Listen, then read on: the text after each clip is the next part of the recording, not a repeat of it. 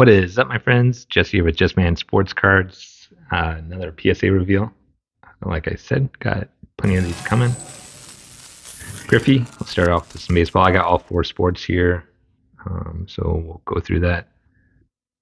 Acetate, I think the lesson I've learned over the years is just sometimes acetate is tough to do it. Diffractor out of 75. Um,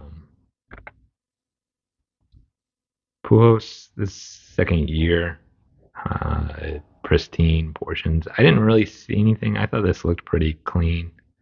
It is kind of a thicker card, um, but so I think an 8 is an L,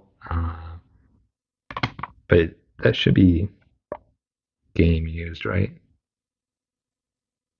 Yeah, authentic game worn uniform from 2002.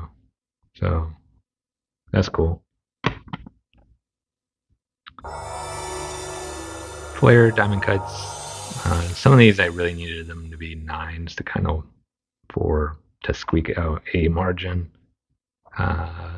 But it's not always the way it happens.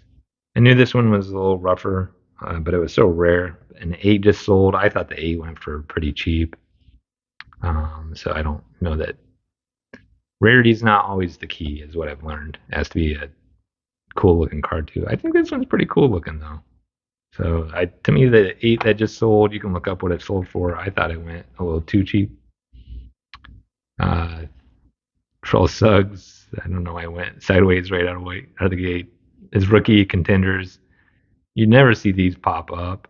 It's out of 375. It's a clear acetate card too. It's kind of got, like, when you hold it up to the light, it's cooler than it looks here. It's kind of got this like smoky finish to it. So cool Suggs card. Rookie card numbered. Fletcher Cox. It's always interesting to kind of go through these orders and like your raw cards as you collect and kind of like what you're thinking at the time and like if you're crazy or not crazy. Fletcher just retired, so I don't think there's a whole lot of stuff out there. I think that's why I'm going to do okay. And the fact that it's a 10, if it was a 9, it would probably be an L. So I guess it's kind of like your raw price. And I had looked up what these did before I submitted them. I got these at a Bay Area show. It was a guy that had dollar boxes of just rookie cards, so I made it really easy. So these, I think I paid like $1 a piece. I was for sure they were 9. I wouldn't have sent if I didn't think they were 10s. So that was a win. Not a huge win. I don't know what this is, but it's probably like a $30 to $50 card offhand. So Khalil Mack. This was sealed. I was nervous about breaking it because it's just how it came from Panini. So it was sealed in the one touch and all that jazz. And I was like, man, if I break it and it doesn't 10, it's probably worth less. That's just how some of these modern cards are. Is like if they get 9s, they're worth less than if like. So thankfully that one played my way. Andre Rison. This is kind of like the coolest year of platinum, or one of the cooler years. Is like it is depending on how you like look at it. Like there, it's all platinum, but then you can see the fans and stuff. These are out of 50. It's got a lot of his stats, so that's cool. Hill, I was collecting him when he was a Chief, and then I just had some of his raw stuff, and he's highly collectible. So championship ticket. I haven't really paid attention to like if his Miami Dolphins stuff is more collectible or if it's Chief stuff, but 10 is win. This is out of 175. I've gotten a fingerprint on it. I've looked through these, so that's the fingerprints are from me, I'm sure.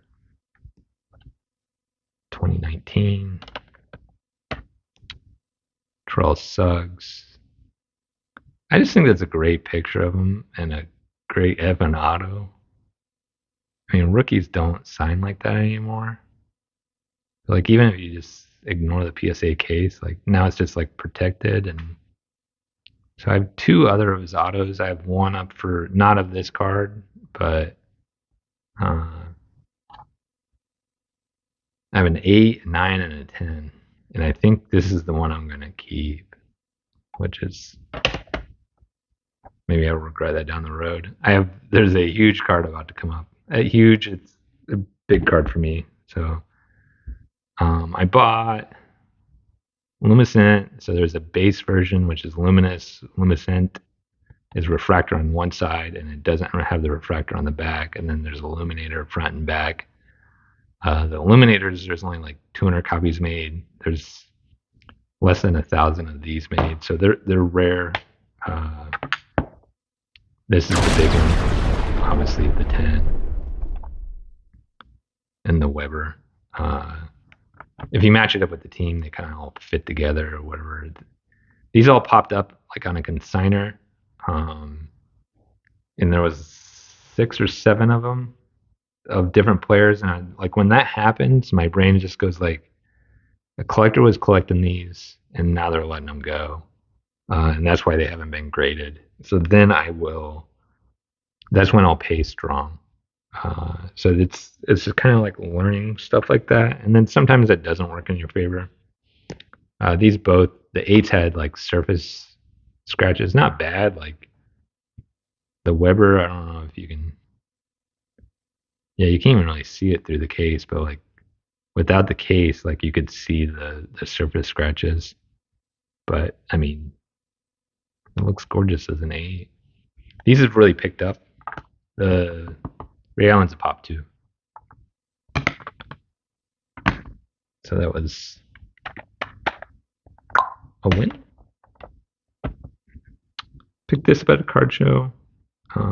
I don't know if I would have normally graded it out of 1,500, but I was into it for like $1 or $2, and I'm a KG collector, so it's one of those things like you look at it, it's like a little white. Looks pretty clean. Like, could it get a 9? Yeah. And possibly a 10. And like sometimes you just have to take a shot. 9. I've graded probably 10 of these and gotten 110.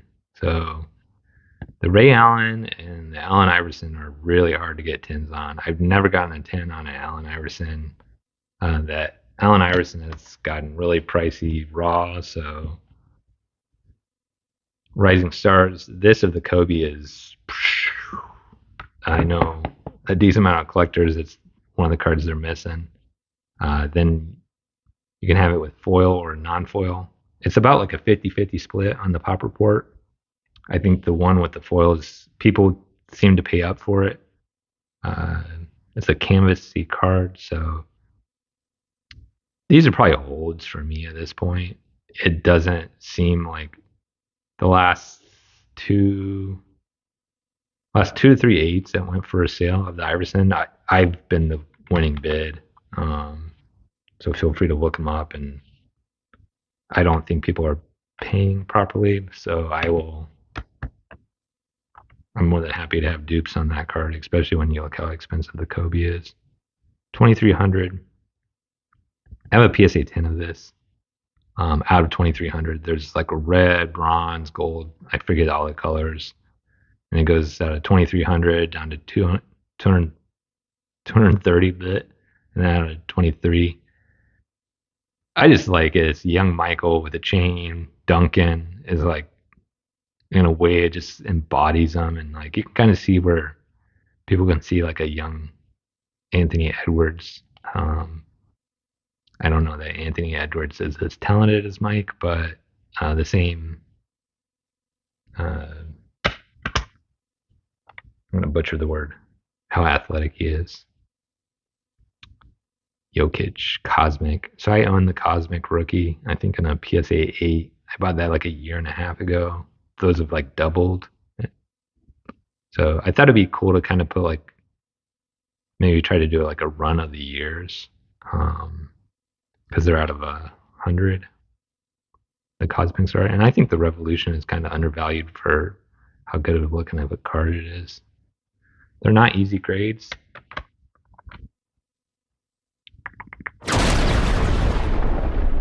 This is probably one of my favorite Julius Erving's card. I've been picking this card up for like 4 years now. And it's probably 4x since I started picking it up. 2008 Topps Chrome it's probably more to do with the Kobe LeBron card, and then just people started collecting the sets and putting the sets together, and now I think people are trying to put the X Fractor sets together. They're out of 288. It's my favorite kind of refractor out of this year is the X Fractors. The refractors are nice. I don't like the orange ones, but so I have at least 2 10s and 2 9s that card. Fast break. Jokic. Lost my voice a little bit there. Bill Russell. I was picking up his stuff for like a week or two, and then I was like, kind of do it, and then you're kind of not into it. But out of 289, it's a Facsimile signature, but I just thought maybe there was a collector out there that wants it. Maybe not. I bought these raw. They do have like some surface scratches. All the acetate do, but I thought both of these had a shot at a 9. But this brings me to one of my beefs with this order is like, I don't know why that's white. It's probably how they're making the plastic. Like, they're probably like punching the plastic out, like, because they have to make these cases. But then also it's a little thicker. I don't know if you can see that, but it's not like the Russell comes in on the back. So they're trying not to squeeze the card, which I think is great. But then the bugger of it is it doesn't stack. Like, it just slides. It doesn't lock in. You can stack cards on top of them fine. But then if you want to stack it, it doesn't stack. Like, that's one of the top things that people like about PSA cards is they all stack, and like they want them to stack. And now PSA is like effing that up. So just when it's little stuff and it shouldn't piss me off, but then it does. I think it's like the small stuff that drives a lot of collectors crazy is like we're picky about white corners and shit like that. So glad to have the Jokic. Still very happy with the order overall. Hope you guys enjoyed this, and I'll catch you later.